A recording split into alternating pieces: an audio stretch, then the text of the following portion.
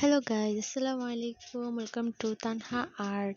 কেমন আছো তোমরা সবাই? আশা করি সবাই ভালো আছো। আজকে আমি একটি ছোট মিনি ক্যানভাস আর্ট করছি। তো জানি না কেমন হবে।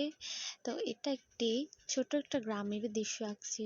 সামনে একটি ঘর, পাশে একটি গাছ, তার সাথে একটি দোলনা। তো এটা কিন্তু আমার ক্যানভাসে ফার্স্ট ট্রাই করা। আমি কখনো ক্যানভাস আর্ট করিনি, এটাই হচ্ছে আমার ফার্স্ট ক্যানভাস আর্ট।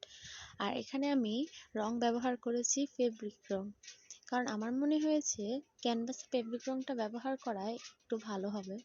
তো দেখো, আমার এখানে গাছ এবং ঘরগুলো কিন্তু আঁকা হয়ে গেছে। এবার আমি এখানে একটি দেখো, তোমাদের সাথে দোলনাটি কথা বলতে এঁকেছি। বলতে আমার আর্ট কিন্তু প্রায় দোলনাটি শেষ আঁকার হয়ে পর গেছে। তাকে একটু আমার এই গাঢ় দোলনাটা করার জন্য আঁকাও শেষ। আজকে এই এরপর আমি পর্যন্তই। একটু বাই বাই। হালকা হলুদ কালার দিয়ে দিয়েছি।